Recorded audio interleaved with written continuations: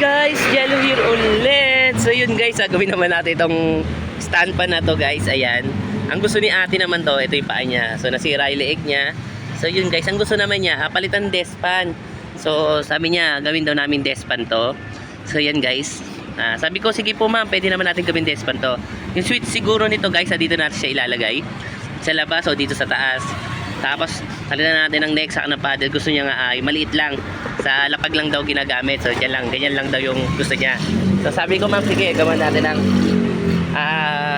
ano yan, ng despan. So sabi ko, bigyan lang natin ng mas magandang paa. So tapos ito yung kasama niya guys, itong inverter na Panasonic na to. So lumalabas na naman siya yan guys.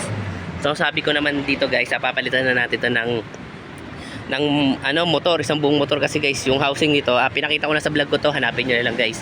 So alam nyo kung bakit na ayoko siyang gawin kasi electronic to at inverter.